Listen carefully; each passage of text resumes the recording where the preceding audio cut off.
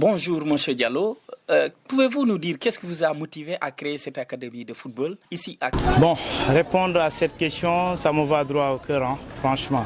Parce que depuis tout petit, nous, je ne dirais pas qu'on a été éduqués par le football, mais on a trouvé le football avec nos aînés. Donc, fort de cette bel esprit sportif, qui a toujours su naître au sein de nos grands et que nous avions eu la chance d'être légués par cette activité. Donc cela a été d'abord la première chose motivante qui nous a un peu embelli et encouragé à mettre en place une école de foot au sein du quartier pour encore plus vulgariser, c'est-à-dire et freiner l'oisiveté des enfants. Parce que l'enfant, il est à suivre. L'enfant, il est à éduquer. Donc l'éducation de l'enfant ne se base pas simplement sur l'éducation de ses parents aussi. Donc il y a un suivi que, c'est-à-dire les coachs, ou bien de manière générale, que le volet sportif peut inculper chez l'enfant et qui pourra freiner, c'est-à-dire l'oisiveté de l'enfant. J'imagine que ce n'est pas facile. Quelles sont les difficultés auxquelles vous êtes confrontés? Avec l'ouverture de l'école foot, ça n'a pas été facile hein, pour commencer parce que j'étais là avec certaines gosses. Donc on commençait par des pierres, hein. On a commencé par des pierres à des bouts de bâton que je coupais de là-bas. Quand vous regardez là où on s'est entraîné, donc il y avait des arbres qui étaient là-bas. Donc à travers cela, on essayait de faire, c'est-à-dire une pause pierre pour faire des ateliers, pour faire des échelons et consorts. Bon, on le faisait avec des pierres, sinon c'est avec des bâtons que je coupais et que les gosses eux-mêmes venaient à mon aide parce qu'ils voyaient que vraiment le grand était un peu fatigué. Mais ce qui me motivait, c'est qu'ils soient toujours présents et que leur présence, c'est l'importance que j'éprouve le plus. Parce que ce qui m'animait, c'était de les rendre heureux. Ce qui m'animait, c'était de les rendre vraiment amoureux de ce qu'ils étaient en train de faire comme activité.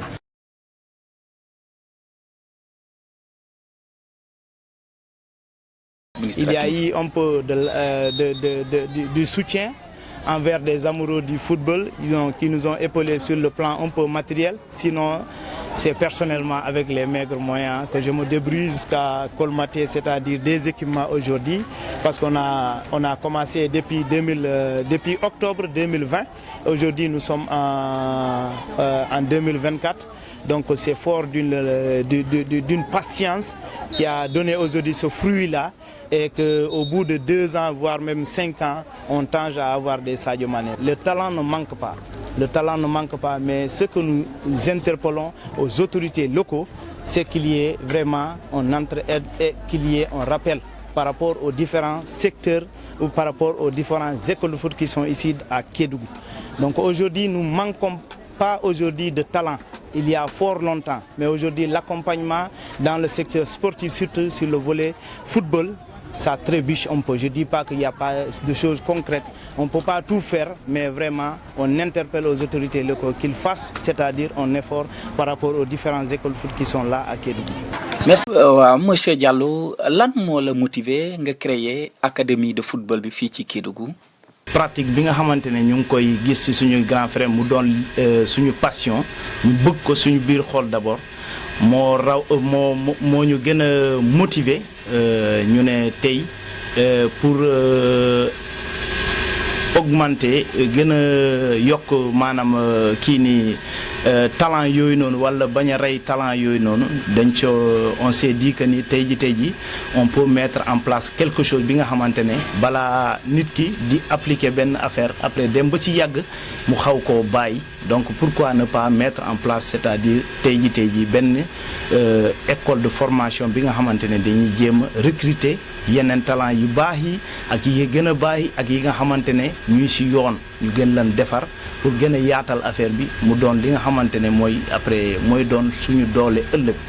waaw loolu moom moo ñu gën a motiver ba ñu créer kii boobu noonu ñu gis ni tamit bon pour nga gën a téye xale yi tamit pour freiner tamit seen kii nii seen oisiveté il faut que nga def li nga xamante ne mooy luy neex xale yi parce que xale lu muy def lépp luy fekk maanaam mu am ci benn neex-neex parce que xale loolu lay rechercher donc ci neex-neex boobu war nga ci def benn affaire bi nga xamante ne da ciy jàngat dara donc jàngat boobu noonu moo ñu gën a motiver pour ñu mun leen canaliser. waaw ñan ñooy jafe-jafe yi ngay jànkonteel ci sa wàllu liggéey.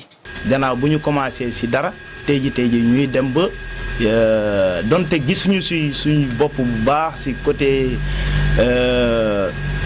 entre-aide bi au niveau des autorités locaux mais mais tey ji ñu si sant yàlla bu baax. waaw boo amoon appel bi ngay lancé à l'endroit des personnes de bonne volonté ak tamit autorité locale waaye tamit autorité administrative le ministère des sports. lancé benn appel bi nga xamante ne si aux autorités locaux ñu jéem a jàppale école de foot yi si Kédougou donte ñuy def tuuti mais ñu ngi ciy ñaan bu baax ñaan si ndimbal di si sakku ndimbal bu baax a baax si école foot yi nekk si biir Kédougou quoi. si gouvernement bu bees bi toog nii maa ngi leen di souhaiter d'abord une très bonne rentrée jublu nañ ci bismillah yàlla nañ ci tàmbale si alhamdulilah rabbil alamin di si ñaan tamit bon nguur bi toog moom. mu xam ni bon nguur bi du maanaam am na ay volets yu bëri yi nga xamante ne dina développer réew ñu si gën a développer réew tamit tey jii donc on peut pas sortir l'aspect c'est-à-dire donc même si bu amee aspect administratif donc dafa am benn aspect yi nga xamante ne c'est des volets qui sont très importants surtout sur le volet sportif. si volet sportif culturel et consort donc yooyu noonu day doon li nga xamante ne luy renforcer réew donc tey jii boo si amee ay kii ni ay xayma yi nga xamante ne xayma yooyu noonu maanaam si côté volet sportif bi ma mun si mënti wax si sama xel bu gàtt donc loolu luy développer réew la luy créer c'est-à-dire de l'employabilité tey jii lu ñuy xeex lépp mooy si kii ni maanaam si affaire réew mi mooy ndaw yi mun a am liggéey ndaw yi mun a épanouir ndaw yi mun a gis seen bopp. Monsieur Diallo tey